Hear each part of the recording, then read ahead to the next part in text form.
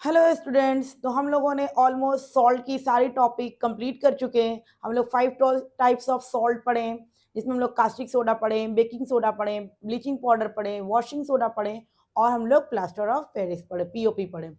तो इस तरीके से हम लोगों ने 5 सॉल्ट के यूजेस, उसका प्रिपरेशन और उससे हम लोग उसका केमिकल फॉर्मूला पढ़ लिए।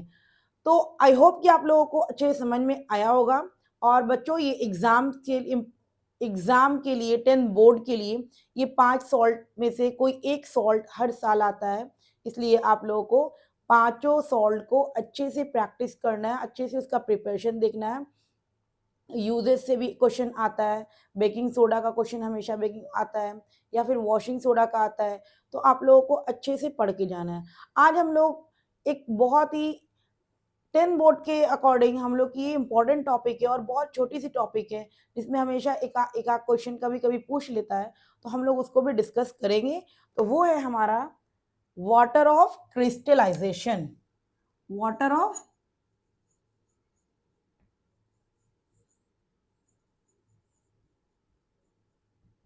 वाटर ऑफ क्रिस्टलाइजेशन, इसके बारे में मैंने जब वॉशिंग सोडा आपको पढ़ा रहे थे, तो वॉशिंग सोडा के टाइम में मैंने इसका नाम लिया था कि वाटर ऑफ क्रिस्टलाइजेशन किसे कहते हैं बच्चों। तो वाटर ऑफ क्रिस्टलाइजेशन मैंने कहा था किसी भी यूनिट फॉर्मूला में, यानी कि फॉर्मूला यूनिट में एक फॉर्मूले में जितना number of water molecules attach है, वो क्या होते हैं, फिक्स्ड होते हैं। जैसे मैंने आपको बताया था कि वॉशिंग सोडा का जो फॉर्मूला होता है बच्चों, NO2CO3 डॉट 10H2O होता है। क्लियर है? मैंने बताया था ना आपको कि ये वॉशिंग सोडा का जो फॉर्मूला होता है Na2CO3 डॉट 10H2O। इसका मतलब ये है कि सोडियम कार्बोनेट के साथ अगर 10 मॉलिक्यूल्स ऑफ वाटर अटैच्ड होंगे, तभी ये वॉशिंग सोडा कहलाएगा। अगर 9 तक अटैच कर दोगे, 8 अटैच कर दोगे, तो फिर ये वॉशिंग सोडा नहीं कहलाएगा। तो क्या है, इसका 10 मॉलिक्यूल्स जो है क्या है, फिक्स्ड है। तो ये क्या कहलाएगा, वाटर ऑफ क्रिस्टलाइजेशन। ठीक है। इसी तरह से आपको मैंने प्लास्टर ऑफ पेरिस बताया था कि कैल्शियम सल्फेट में हाफ मॉलिक्यूल्स हम लोग वाटर का अटैच करते हैं, तभी हमारा ये पीओपी कहलाता है। ये भी आपको मैंने बताया, तभी ये हमारा पीओपी कहलाता है। तो ये वाटर मॉलिक्यूल्स क्या है, हमारा फिक्स्ड है। इससे ना ज्यादा हो सकता है ना कम हो सकता है। तो जो fixed number of water molecules present होते हैं किसी भी यूनिट फॉर्मूले में, यानी फॉर्मूला यूनिट में, एक फॉर्मूला यूनिट में जो वाटर के मॉलिक्यूल्स होते हैं बच्चों, वो क्या होते हैं, फिक्स्ड होते हैं। तो उसको हम लोग कहते हैं वाटर ऑफ क्रिस्टलाइजेशन। इस तरह से आप जिप्सम का फॉर्मूला ले लीजिए, कैल्शियम सल्फेट 2H2O। ठीक है। अगर ये 2H2O मॉलिक्यूल्स जो आप वाटर का लिए हैं, अगर आप इसमें चेंज कर दोगे, 3 कर दोगे, 4 कर दोगे या 1 कर दोगे, तो आपका ये फिर जिप्सम नहीं होगा। क्या होगा, चेंज हो जाएगा। तो वाटर मॉलिक्यूल जो फिक्स्ड होते हैं, बस उसको ही हम लोग कहते हैं वाटर ऑफ क्रिस्टलाइजेशन। तो इसको हम लोग किस तरीके से लिखेंगे, it is the fixed number of water molecules, it is the fixed fixed number of water molecules present in one formula unit, present in one formula unit,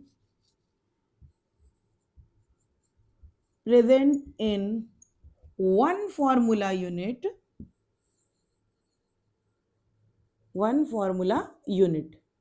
ठीक है बच्चों, एक फॉर्मूला यूनिट में जो नंबर ऑफ वाटर पार्टिकल्स क्या होते हैं, fixed होते हैं, उसको ही हम लोग कहते हैं वाटर ऑफ क्रिस्टलाइजेशन। ठीक है बच्चों। तो water of crystallization of a salt, salt में, ठीक है, सॉल्ट लिखना जरूरी था। तो ये हो गया हमारा वाटर ऑफ क्रिस्टलाइजेशन किसे कहते हैं। या आप इसको कह सकते हैं water molecules, water molecules which is a part of crystal, parts of crystal is known as water of crystallization, crystallization. ये हो गया ना। अब क्या है इसमें कि आप क्या करो, water molecules which is part of crystal, जो भी वाटर मॉलिक्यूल्स किसी क्रिस्टल का पार्ट है, जैसे हमने लिया सोडियम कार्बोनेट 10H2O, तो ये क्या है, sorry, sodium carbonate dot 10H2O, मैंने 10H2O लिया। अब देखिए ये एक क्रिस्टल है, इसमें जो वाटर का पार्टिकल्स अटैच हुआ यही कहलाता है हमारा वाटर ऑफ क्रिस्टलाइजेशन। ठीक है बच्चों, तो अब हम लोग देखेंगे, हम लोग जो पढ़े हैं वो क्या पढ़े हैं, हम लोग पढ़े कि सॉल्ट हमारा दो तरह का होता है। क्लियर है पॉइंट? सॉल्ट जो होता है हमारा दो तरह का पाया जाता है। एक हम लोग ने बताया था कि हाइड्रोसॉल्ट, देखिए सॉल्ट जो होता है हमारा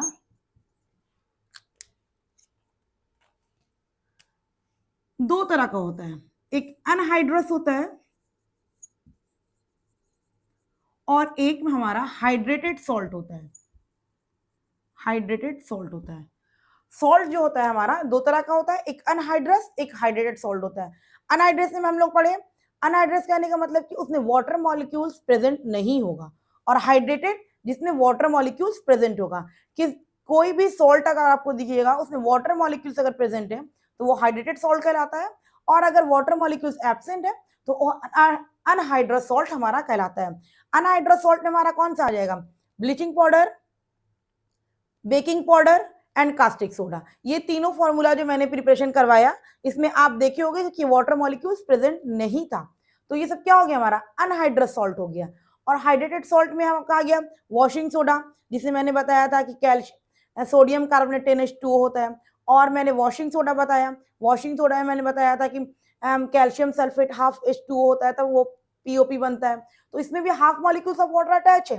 तो जिस सॉल्ट में भी वाटर के पार्टिकल्स अगर अटैच होते हैं, वाटर मॉलिक्यूल्स अटैच होते हैं, तो उसको हम लोग कहते हैं हाइड्रेटेड, और अदरवाइज वो अनहाइड्रेटेड होता है। ठीक है, और हाइड्रेटेड सॉल्ट आपको थोड़ा नमी नमी दिखेगा, थोड़ा सा मॉइस्चर टाइप का दिखेगा, और अनहाइड्रस सॉल्ट आपको बिल्कुल भी एक सूखा पाउडर दिखेगा। ठीक है, अनहाइड्रस सॉल्ट का जनरली कलर क्या होता है, व्हाइट होगा। अनहाइड्रस सॉल्ट का कलर क्या होता है, अनहाइड्रस सॉल्ट का कलर होगा व्हाइट।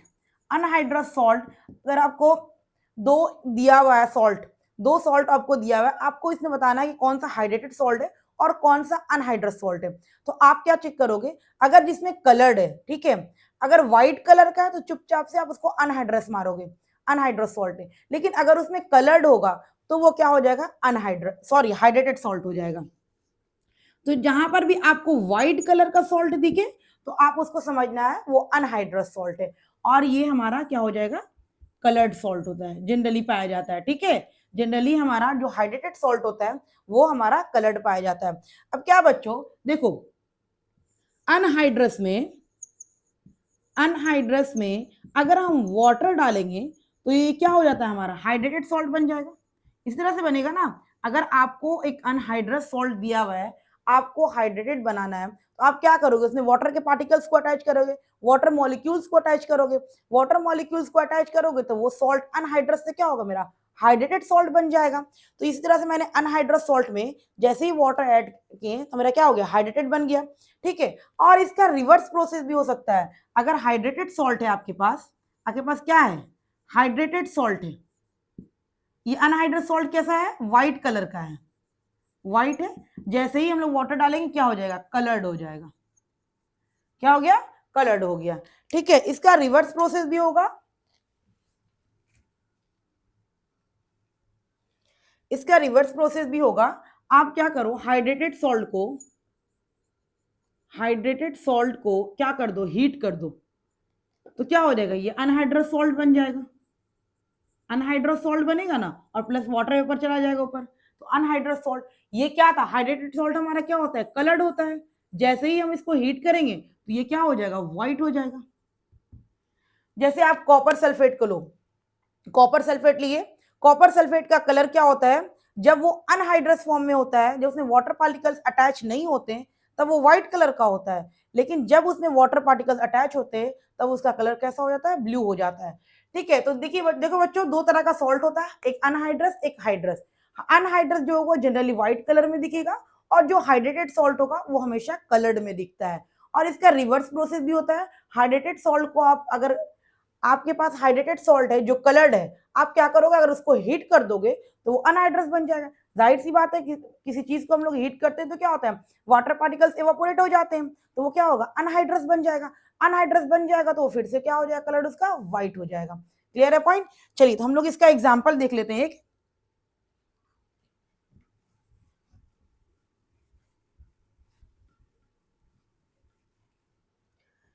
एग्जाम्पल लिए, देखिए कॉपर सल्फेट लिए, ठीक है बच्चों, कॉपर सल्फेट मैंने ले लिया।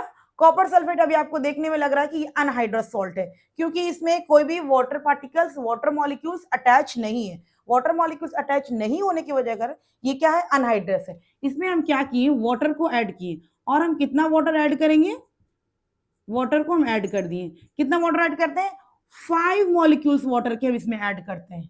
ये हर सॉल्ट की अलग अलग टेंडेंसी होती है कि वो कितने वाटर को लेकर के, जैसे सोडियम कार्बोनेट वॉशिंग सोडा बनाने के लिए उसकी टेंडेंसी है कि जब तक 10 मॉलिक्यूल्स वाटर के अटैच नहीं होंगे तब तक वॉशिंग सोडा नहीं बनेगा। इसी तरह से हर सॉल्ट की अलग अलग टेंडेंसी होती है कि वो कितने वाटर मॉलिक्यूल्स को अटैच होने के बाद ही वो चेंज करेगा, हाइड्रेटेड बनेगा। क्लियर है? तो कॉपर सल्फेट में हम 5 मॉलिक्यूल्स वाटर के जब अटैच करेंगे तो ये हमारा बनता है कॉपर सल्फेट डॉट 5H2O। ठीक है, कॉपर सल्फेट डॉट 5H2O, इसका नाम हो जाएगा कॉपर पेंटा सल्फेट। ठीक है, सॉरी, कॉपर सल्फेट पेंटाहाइड्रेट। पेंटा कहेंगे 5 को, हाइड्रेट हो गया वाटर, कॉपर सल्फेट पेंटाहाइड्रेट। और इसका कलर कैसा होता है, व्हाइट। जब इसमें हम लोग वाटर डालते हैं इसका कलर क्या हो जाता है, ब्लू कलर का हो जाता है। ठीक है, ब्लू कलर का ये हो जाता है। इस एक और नाम से हम लोग जानते हैं, ब्लू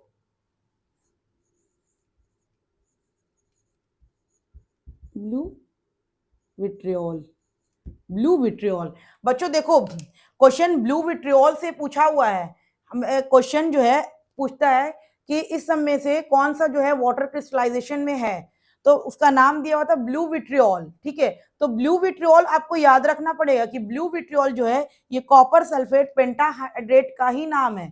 ठीक है, तो ये हो गया। देखो बच्चों, कॉपर सल्फेट पहले व्हाइट कलर का था, जैसे ही 5 मॉलिक्यूल्स वाटर के मैंने अटैच करवाया तो क्या हुआ, ये कॉपर सल्फेट पेंटाहाइड्रेट बन गया और इसका कलर व्हाइट से क्या हो गया, चेंज हो गया, ब्लू हो गया। और इसका एक नाम से जो अक्सर पूछा जाता है क्वेश्चन, ब्लू विट्रियोल। ठीक है, ये नाम याद रखिएगा। नेक्स्ट है हमारा FeSO4। FeSO4 ये है हमारा फेरस सल्फेट। इसमें हम लोग 7 मॉलिक्यूल्स वाटर के अटैच कराएंगे, तो हम लोग बोलता है फेरस सल्फेट हेप्टाहाइड्रेट। ठीक है, फेरस सल्फेट ये कैसा कलर का हो जाता है, हमारा व्हाइट कलर का रहता है। लेकिन जब इसमें हम लोग वाटर डालते हैं तो इसका कलर क्या हो जाता है, ग्रीन हो जाता है।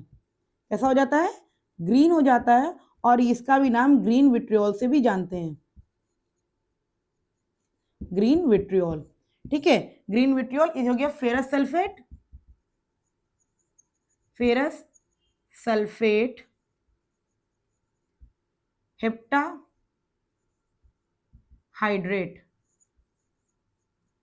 हेप्टाहाइड्रेट। तो ये बच्चों देखिए फेरस सल्फेट का कलर कैसा था, व्हाइट था।